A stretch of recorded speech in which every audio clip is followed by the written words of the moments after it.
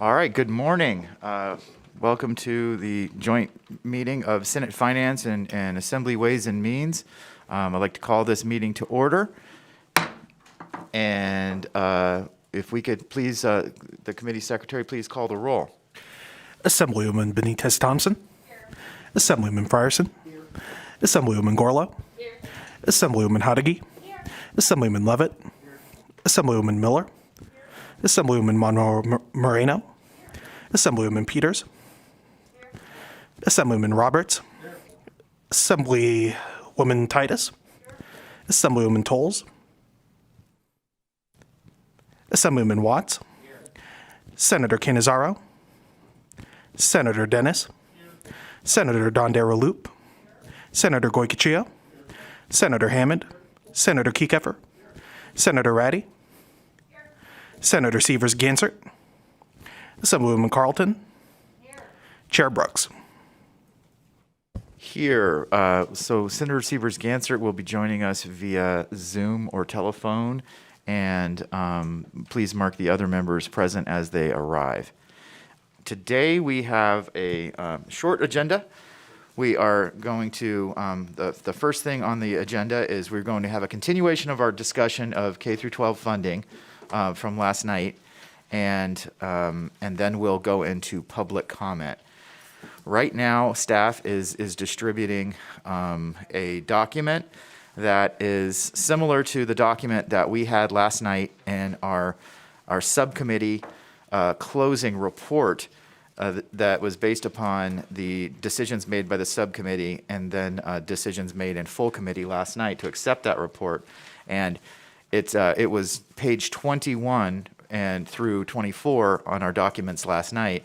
And this new document that is being handed out right now is similar. It's the exact same format, just updating some numbers.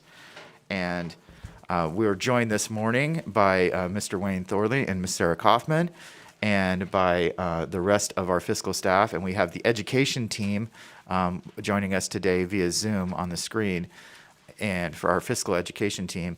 And we will be discussing the funding for base funding for per pupil this morning. And I'll wait till everybody gets the document and has it in their hands. It should be it's available on Nellis for those watching on the Nellis site. And I want to just kind of first and foremost thank our fiscal staff for everything that they've been doing always, but this last couple of weeks, and especially this last week, has been incredibly busy. A lot of long hours, and they've done a tremendous amount of work. Based upon decisions we made last night and decisions that were made in the subcommittee, the education subcommittee, who worked very hard to get to a place where we could do some of this, we had to make those decisions last night so we could get the model into a place where we could have a firm understanding of exactly where we stood, and then we could have a discussion about where we wanted to be. And so that's where the conversation we're going to have this morning. And so if everyone has their document in front of them to use as a point of reference, what we walked away from, what we walked into this session, say we collectively, I think, the legislature, was with a goal to increase funding for K through 12 education to the extent possible, and to concentrate that on going directly to the pupil. And as we stand up the pupil-centered funding plan that we passed in the last legislative session, making the modifications necessary and the funding necessary to stand that up and in this session. And so there was a lot of work that went into that from a lot of folks in this room and a lot of folks that aren't in this room. And so that led us to the decision points we were at. And so if you recall our conversation last night, we closed the budget. We closed that budget with $67.2 million that we put into FY 2022. And what that did is that brought all districts to a hold harmless place. And in our decisions we made last night, we also aggregated the charter schools across the state to be able to use a per pupil funding number to apply to the charter schools as well. And based on those decisions, we took a look at where we wanted to be. And we wanted to make sure that, at $67.2 million, a lot of students in the state were off of hold harmless and moving into the pupil-centered funding plan. But I think our desire was to provide more money to be able to get more students in Nevada into that place where they're on the pupil-centered funding plan, and it was functioning in the way that we wanted it to function. And so that was what our request was, that we sent back to staff, and that we collectively talked to the members, and staff came back with some scenarios based upon the recommendations that we made after our meeting last night. And that scenario is reflected in the sheets that you have in front of you. And so if I could turn over to staff to walk us through this sheet, with the goal in mind was to get as many Nevada's children and students onto the pupil-centered funding plan as possible. And so I think that is what we've achieved with what we have here on our sheets. And so staff, could you walk us through the sheets that we all have in front of us? Thank you, Mr. Chair, and good morning, everyone. Wayne Thorley for the record with the LCB Fiscal Analysis Division. Before you, you have two scenarios. It's a scenario for FY22, which is the first page, and then the second page is a scenario for FY23. I thoroughly hate to interrupt, but before you go through that, we're still, I think, trying to get the sheet uploaded as an exhibit to the public. And so before we discuss that, I want to make sure it's available to the public.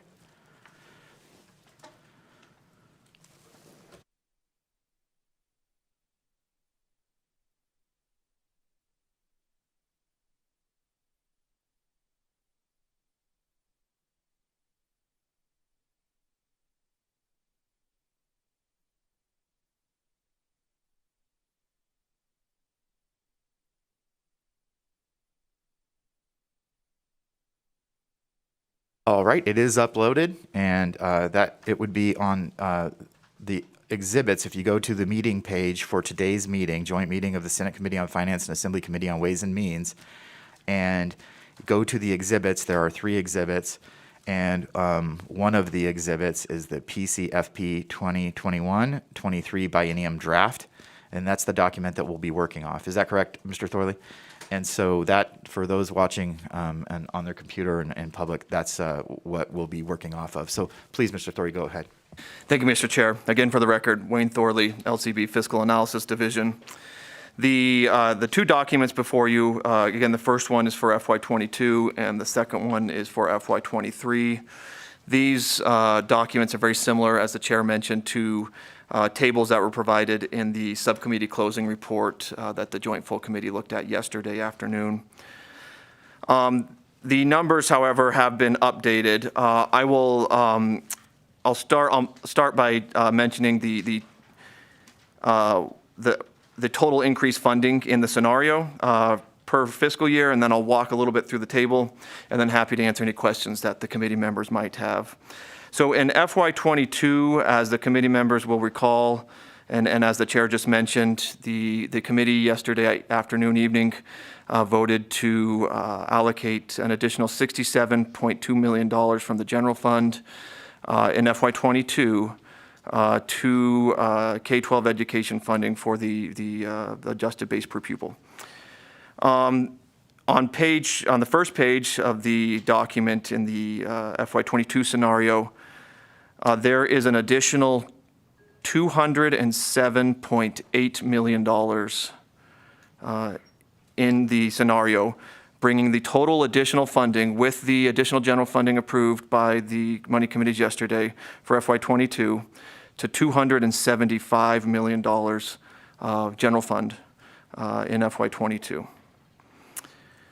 In FY23, the additional funding added is $227 million. That's an additional general fund appropriation of $227 million in FY23, again, for the adjusted base per pupil. So that's where the dollar differences come from, and then it goes to the base and then flows through. So I'll briefly walk through the table, and then again, if you have any questions, please let us know. The first thing to note is the first column, the final designation column.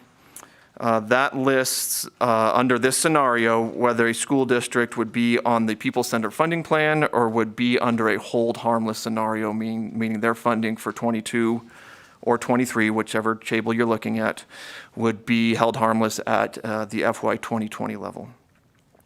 You'll see, and for both scenarios, the school districts that would be on the People-Centered Funding Plan are the same.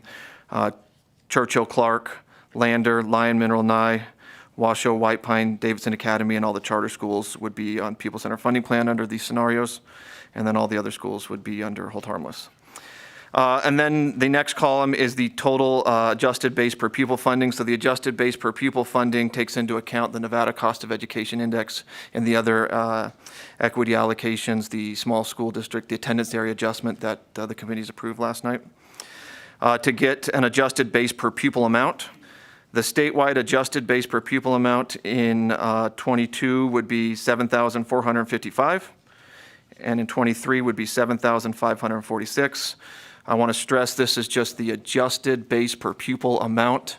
It is not reflective of all funding that would be provided to students.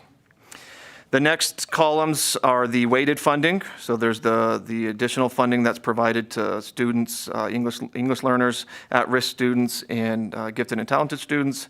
And then there's total weighted funding. The next several columns relate to auxiliary funding, so transportation and food services. Then there is the column for special education local funding. Again, this relates to a decision that the committees made last night about pulling the funding for the local funding for special education out of the base per pupil funding and creating its own tier, but it is still being added as funding for pupils. And then you get total K-12 education funding, and then an average per pupil amount, which is based on the total funding. So in FY22, the average base per pupil amount statewide would be $9,096. And in FY23, it would be $9,185. And again, I'll stress that does not account for all funding that goes to students. The state, for example, state special education funding is not captured in the model. It's outside the model. So there is additional funding that would also go to students beyond this number. Happy to answer any questions. And again, this model assumes an additional $207.8 million in FY22 and $227 million in FY23. And happy to answer any questions that the committee members might have. Thank you, Mr. Thorley. And before I turn it over to the committee members for questions, I just wanted to ask one question. With this model, what percentage of Nevada's students, whether they be in a charter school or otherwise, any place in the state, what percentage of Nevada's students would now be in the pupil-centered funding plan moving forward? Under these two scenarios, 93.6% of K-12 students in Nevada would be in a school district or charter school that is on the pupil-centered funding plan. And if I messed that number up, I think we've got our education folks on the Zoom, but I think it's 93.6%. Thank you. I appreciate that. That was the driving factor when we looked at how we were going to try to fund this and what the numbers were. So I'll turn it over to Chair Carlton and then open it up to the rest of the committee for questions. And thank you very much, Mr. Chairman, and especially thank the staff. There's been a lot of conversations about this, and I think it bears repeating. We're looking at adding over $500 million to education in less than 2 years after the pupil-centered funding plan was discussed and implemented. And within those 2 years, there was a year of a pandemic. So I think it goes, to make everybody understand that, no matter what has been said in this building or outside this building, education has been a priority. We don't talk about all the work we do out on the sidewalk in front of the building. The work gets done in the offices and all the meetings that needs to get done in this building. And I just think it's very important. And I'm going to repeat it again because Lord knows I've been waiting for is there a delay on this? No? Okay, I won't say it. No, I'm going to say it. I've been waiting a damn long time to put this amount of money into education. And I'm just happy we're at this point in our conversations, and that 93% of the kids will have this opportunity. I think we're, it's not perfect, but when you can impact 93% of the kids in this state, I think we're on the right path. And the chart, I believe, makes it very explicit on how we're going to move forward and what's required. And this is all about the base. It's all about making sure that every student has that amount of dollars. Then we add the weights to it. Weights are great. We always want to make sure that we take care of those kids that need a little extra, but every single kid deserves a little bit extra. And in this funding plan that we have been discussing for 2 years, every child gets a little bit extra on this one. So thank you very much, Mr. Chairman. Thank you, Chair Carlton. And I want to open it up to the committee for any questions, but I want to recognize Assemblywoman Titus. Thank you, Mr. Chair. And thank you for all the late nights and hard work in trying to make this work for all Nevada students across the state. Not being on the subcommittee and on the breakdown of some of those allocations, I'm just curious about the gifted and talented allocation column there and wondering why on these other counties, I can't imagine that there's only gifted and talented students in, Clark, Douglas, and a few of these other things, and the other counties don't have an allocation for gifted and talented. Are the schools absorbing those programs within their school district and not extra funding on those? I just need a little clarification. If it's all right, Mr. Chair, I'll send that to our education folks that are joining us via Zoom.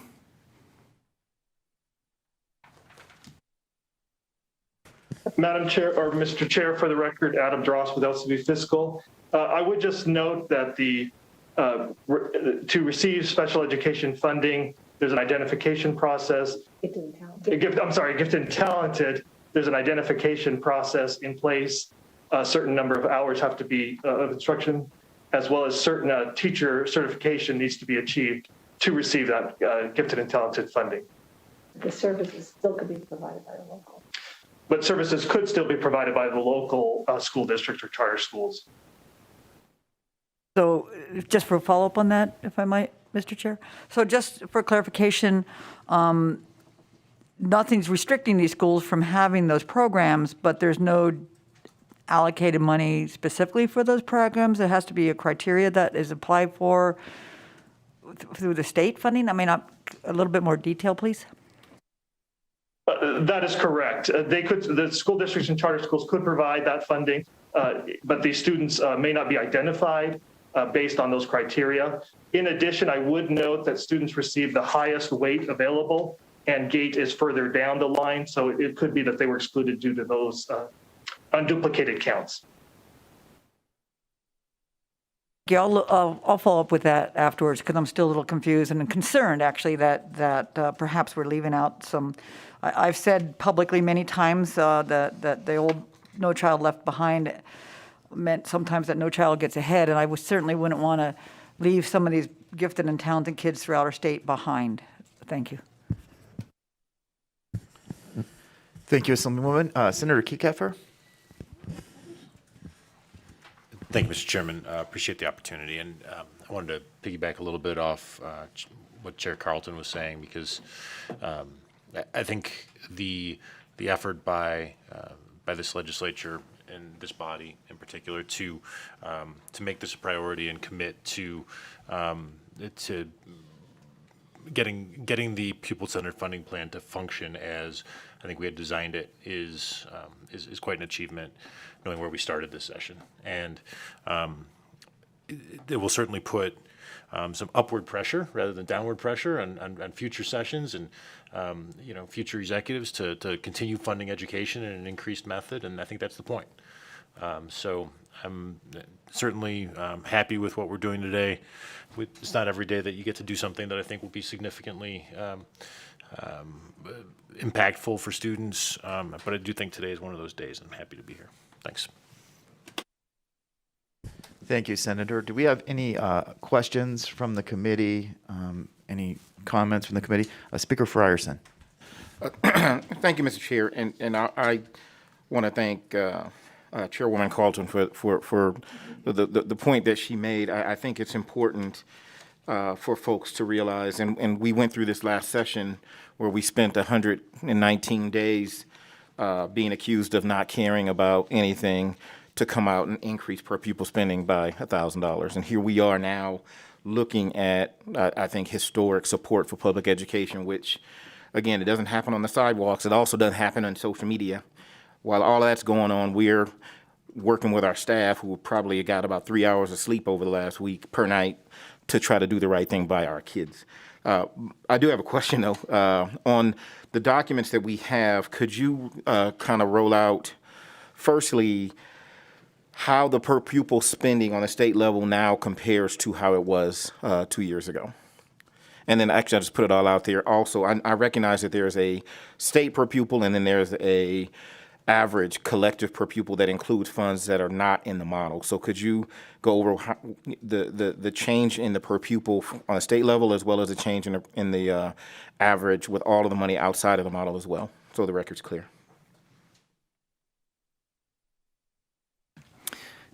Mr. Speaker, if it's all right, I'll phone a friend again and check with our education folks to see if they have those numbers with them.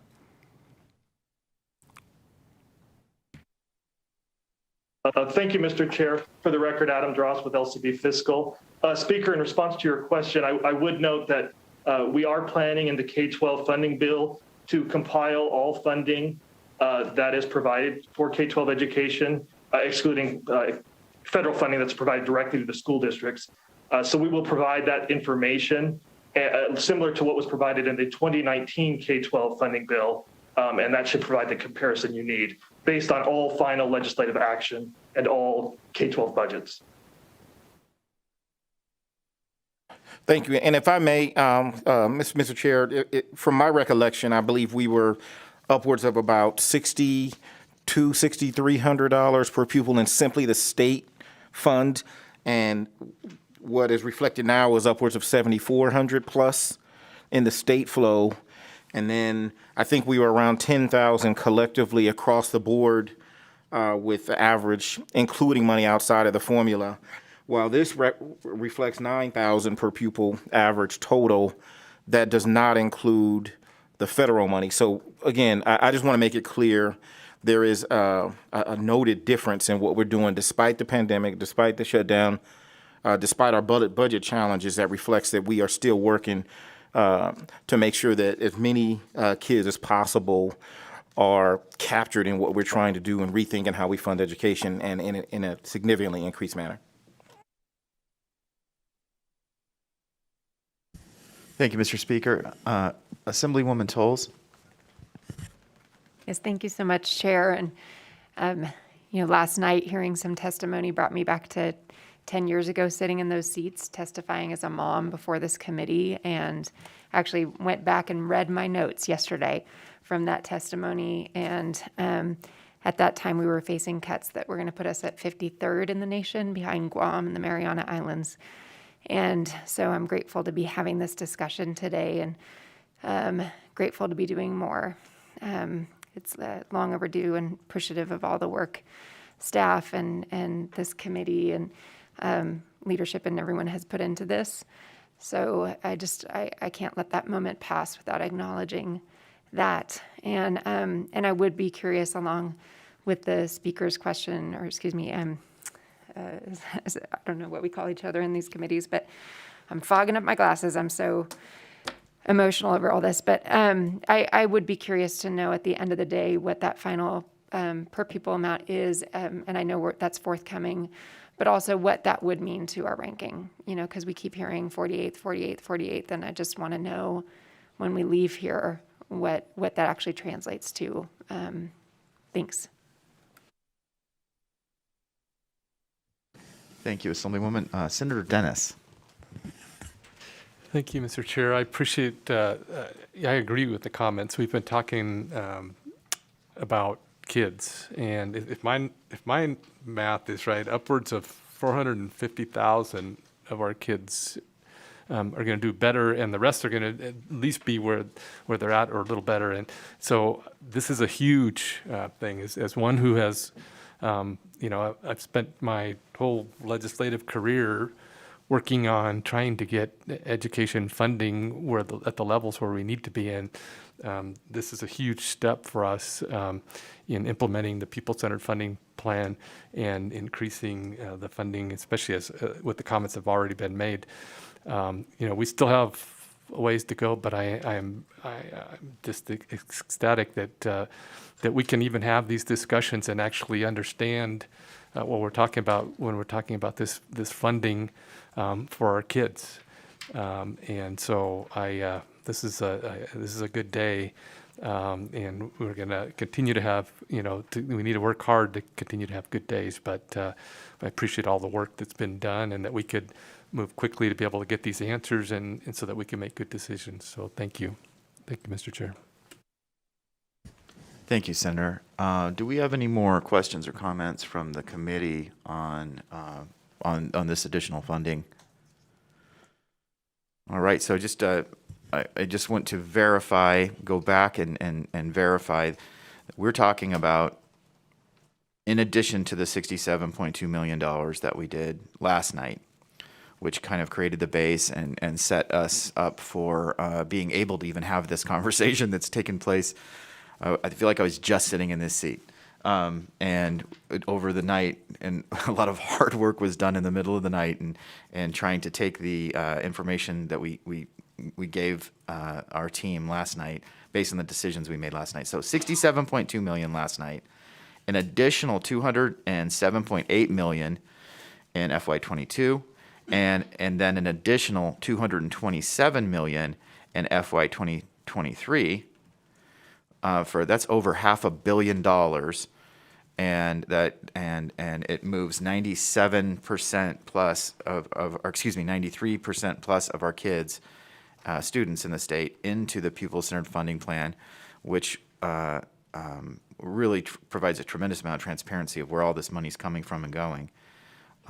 That's quite a bit of progress. This session. I'm proud of everyone who participated in that. And do we have any questions from the committee on the facts that we've been presented here today and the decisions that we want to make? Oh, sure, Chair Carlton, please. And thank you very much, Mr. Chairman. I don't want to belabor this, but I just think it's important to say, when we use the word base, it really implies everything that hits that teacher and that student in that classroom. It's not just I'm not sure what the real word is, but when we talk about the base, we take it for granted. But what we do with this base actually will make a difference, to the teacher and that student. It gives resources at the student level. So I know no matter what we do, and we've been in this building a long time, that no matter what we do, it's not going to be good enough for somebody. They're going to criticize us for not solving this problem or that problem or another problem. But the fact of the matter is we are adding $500 million to education, and we're putting most of it is going into the base, which will help every single student and every single teacher succeed. So I just want to make sure I put something on the record that will be a backstop to the criticisms that I know are going to come within just a couple of hours, because we cannot please all of the people all of the time. But in this case, we're doing what's right, and that's what makes it easy to look yourself in the mirror the next morning as you're doing something right. So with that, Mr. Chairman, if you are ready, I have been waiting to make this motion for a very long time. Absolutely. And before you do, I just want to note that Senator Severs Gansert joined us via Zoom and will be participating. I think it's Zoom, maybe it's on the phone, but has been in the meeting and just joined us a little bit late. So Chair Carlton, if there's no further comments or questions from the committee, If I still had a singing voice, I'd sing this. I would So, entertain a motion. I am more than happy to make this motion. I move to approve adding general fund appropriations of $207.8 million in fiscal year '22, which combined with the $67.2 million approved last night for fiscal year '22 would provide total additional funding of $275 million in fiscal year 2022 and $227 million in fiscal year 2023 to increase the adjusted statewide base per pupil funding in the state education funding account for the state of Nevada budget for the implementation of the pupil-centered funding plan. Mr. Chairman. Second. And I just want to clarify that's 67.2 million. I think. 67.2. Yeah, I think we might have heard it or said it a little differently, but that's 67.2 million. I have a motion from Chair Carlton. I have a second from Senator Dennis. Is there any discussion on this motion? I do not see any. All in favor, aye. Aye. Senator Severs Gansert. Aye, thank you. Any in opposition, nay? And seeing none, the motion passes unanimously, and this funding is now approved. Thank you, Mr. Thorley. Thank you, Ms. Kaufman, and thank you, everybody on the education team who's participating remotely for all the hard work you've done over the last, several years, but definitely over the last couple of weeks. All right, so that is our business for the day, and we can now move to public comment. And please, I'd like to remind the public here in the room and those on the phone to please limit their comments to two minutes, and we may begin public comment here in the room. Good morning.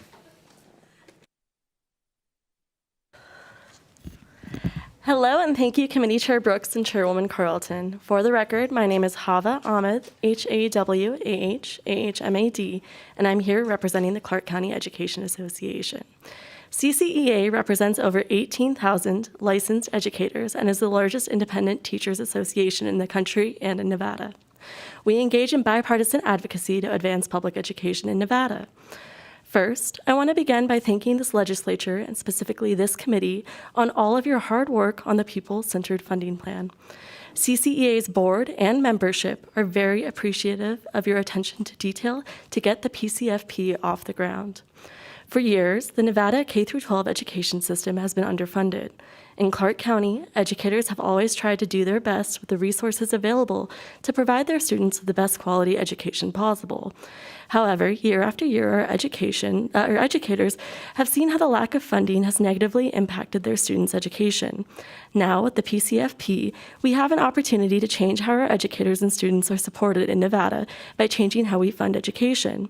We know the influx of federal funds can and should be utilized to invest in the communities hit hard by the pandemic, specifically our students.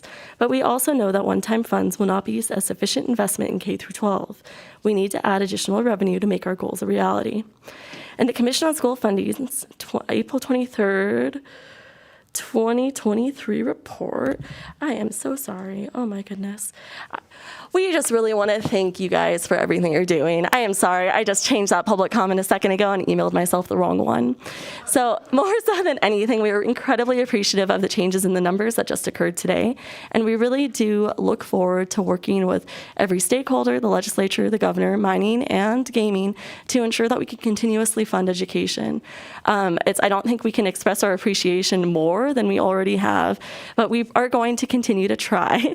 And at the end of the day, we just thank you for supporting our educators and supporting our students to give them every opportunity to succeed. Thank you. Thank you. And please go ahead. Good morning. My name is Dawn Echeverry. I've been teaching music in Washoe County School District for 28 years. I'm currently serving as the Vice President of the Nevada State Education Association. Thank you for listening to educators whom have met on the steps of the People's House 4 times since last summer. We thank you for the additional funding and for moving many of our districts off of hold harmless. With that, educators across the state still have many concerns regarding the transparency of SB 543 and SB 439. Moving funds like victory grants into one account have many schools worried about their decreased funding. As Andrea DiMarcelli, a counselor at Hug High School in Washoe County, explained, since the induction of the victory funds, the graduation rate at Hug High School has increased from 50 to 80%. The extra funds allowed the staff to focus on safety and social-emotional learning needs of the students. With the removal of the victory grants funding from the school budget, all the extra time and effort at my school has spent to improve academic achievement will be lost, not to mention 25 staff members. Moving all funding under the new pupil-centered funding formula is missing a crucial component: new funding. It is time to put AJR 1 up for a public hearing. AJR 1 passed last summer during the special session and will generate $485 million in new revenue annually. Again, listen to educators and send AJR 1 to the ballot and let Nevada voters decide. Thank you.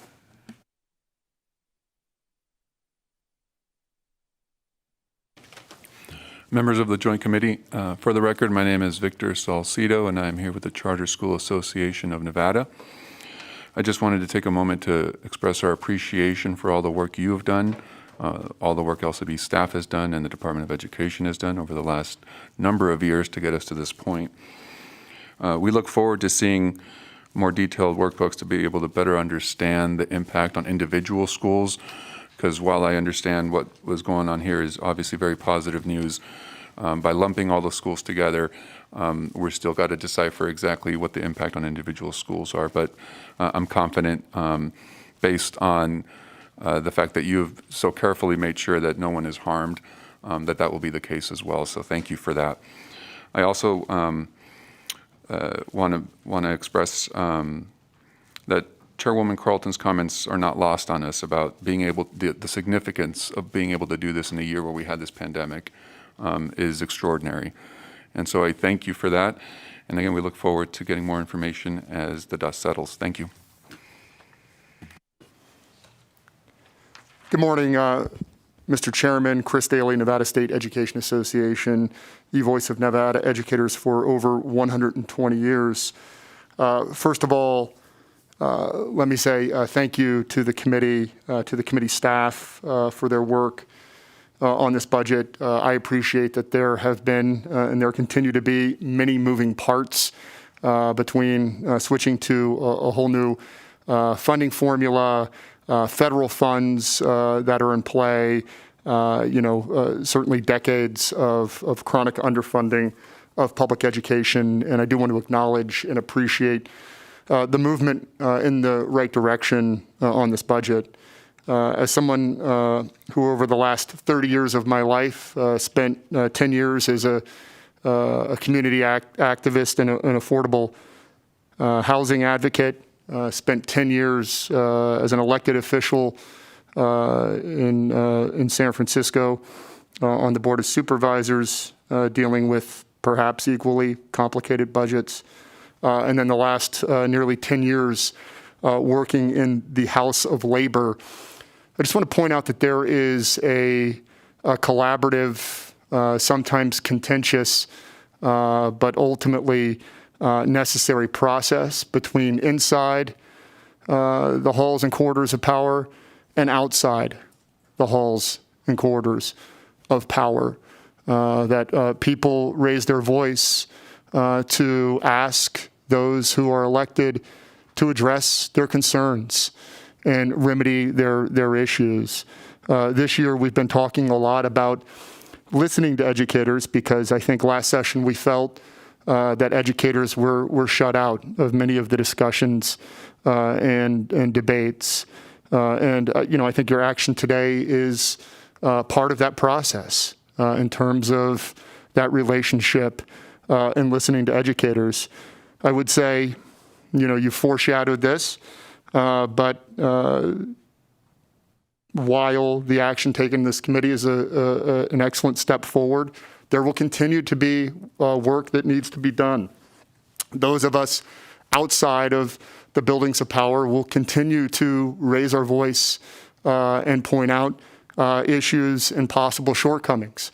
And as an elected, trust me, in San Francisco, I got more than my fair share of public comment and protest in the streets and that sort of thing. But it's part of the process. You do it because you believe it's the right thing to do. So in the next week and a half, in the next 2 years, over the course of the interim and into next session, and for the sessions that move forward, educators, education unions are going to be talking about the issues where we believe the state is short. And just I appreciate your indulgence on the time here. We've talked about that $2 billion that needs to get programmed into education funding in order to meet those levels. In the first year of this spreadsheet, I think that that percentage happens. In the out year, the increase is less, right? And so there are fiscal realities and that sort of thing. But in order to get $2 billion extra dollars per year over the course of 10 years, you got to do at least 200 extra every year, right? And so that's why we continue to talk about the need for new revenue. Next biennium, we'll be talking about the need for increasing the budget because it's now a 10-year path. And so action needs to be taken to increase revenue so we have a chance to get there, not just in this session and the work that's happened late nights in the last several weeks, but in the next session, in the subsequent session, in the session after that, and then the fifth session over the course of that 10 years. Finally, the weights. If we could conclude, Mr. Daly. Yeah, I'm trying to give everybody enough time that they can make comments. Yeah, And so, in if you please wrap up. conclusion, we appreciate funding in the base. Ultimately, in terms of getting to equity, those weights also are going to need to be a consideration and a major point of emphasis and focus moving forward. Thank you, Mr. Chairman. I appreciate the time. Thank you.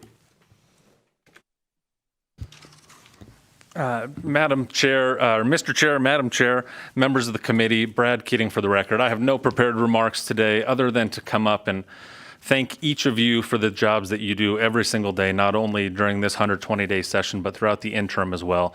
I cannot imagine what it is like to sit on that side of the dais and have to make important decisions every single day that affects the students throughout the state of Nevada.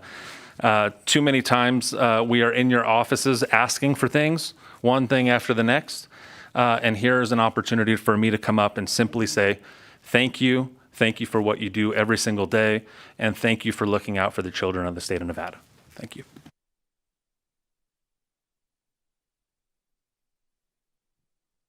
All right, I don't see any more public comment here in the committee room, so broadcast services, if you could please open up the phone lines and see if we have anybody for public comment on the phones right now. Thank you so much, Chair Brooks. We are currently on public comment. If you have joined the call and would like to provide public comment, please press *9 now to take your place in the queue.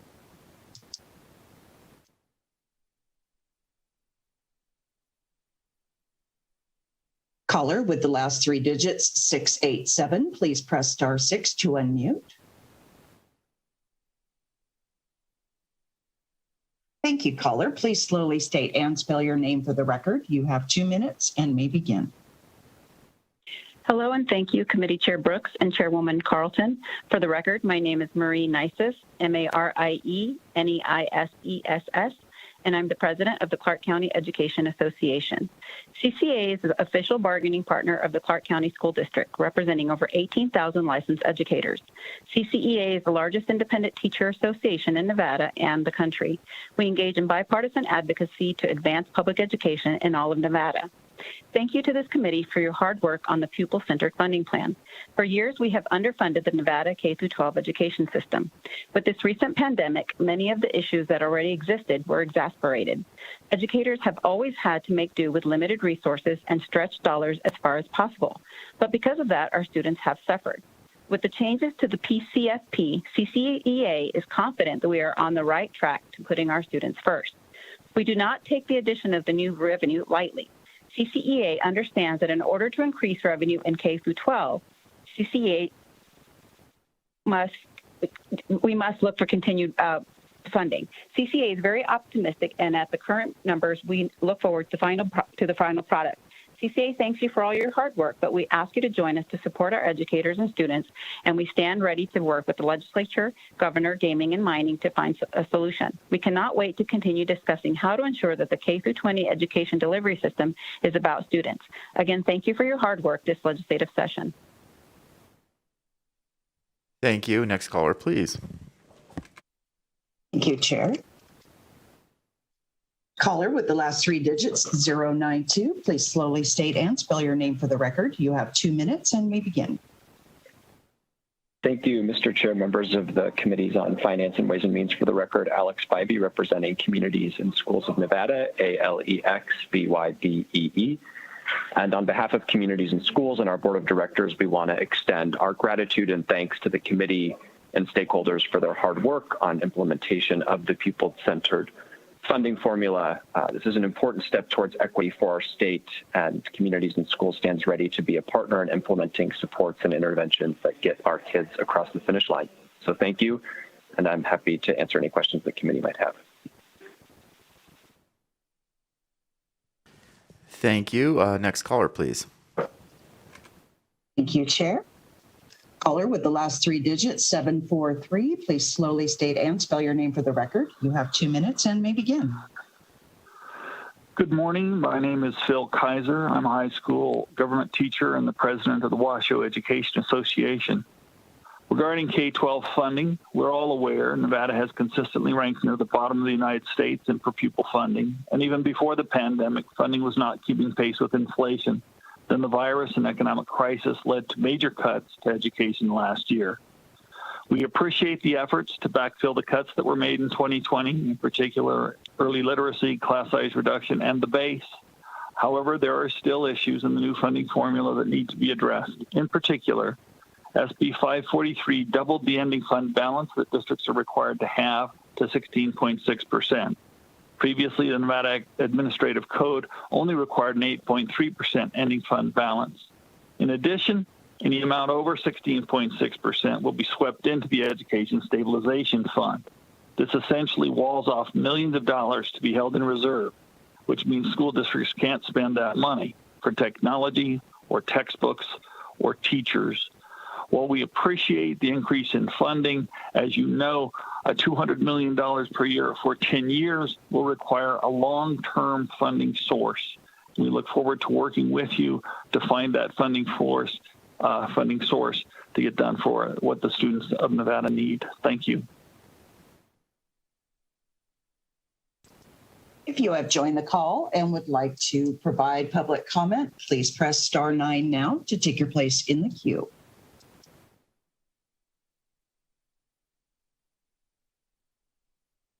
Caller with the last three digits, 805. Please press star 6 to unmute.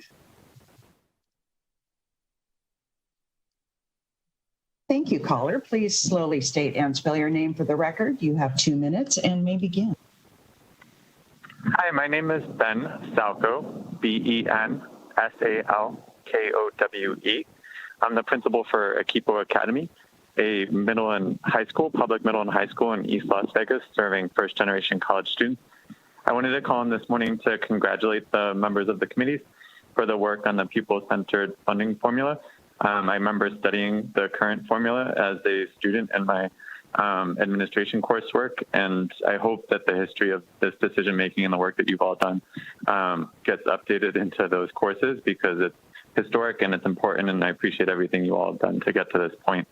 I just wanted to pick up on one issue that was raised yesterday by Senator Kieckhofer, I believe, in regards to public charter schools that are serving at-risk communities and communities like East Las Vegas, which should receive additional funding due to weights and to offset the loss of programs such as Zoom and Victory, but may not end up receiving that funding if Hold Harmless is implemented for all charter schools because they were grouped together. So I hope that some additional discussion will happen around the impact of that Hold Harmless decision from yesterday. And I would also ask that there be additional discussion around the auxiliary funding that is provided to districts in this formula. As many of you know, charter schools, and especially public charter schools in communities like East Las Vegas, are providing transportation, are providing mental health and wellness resources to our communities. We are providing right now vaccine clinics for our families, and we provide a whole host of services that I would consider public auxiliary services, but that won't be funded the same way that they are funded to school districts. So I would ask that you consider discussion on those two items. But again, we're thrilled and excited by the commitment to funding our schools and our students in a more equitable way going forward, and congratulations on the work. Thank you. Once again, we are currently on public comment. If you have joined the call and would like to provide public comment, please press *9 now to take your place in the queue.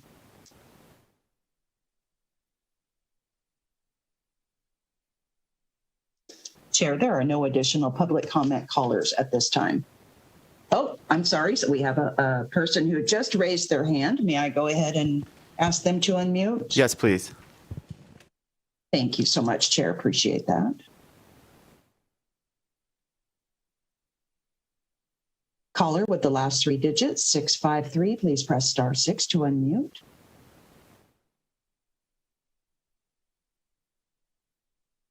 Caller with the last three digits, 653, please press *6 to unmute and ensure that your phone is unmuted on your end. Thank you, caller. Please slowly state and spell your name for the record. You have 2 minutes and may begin.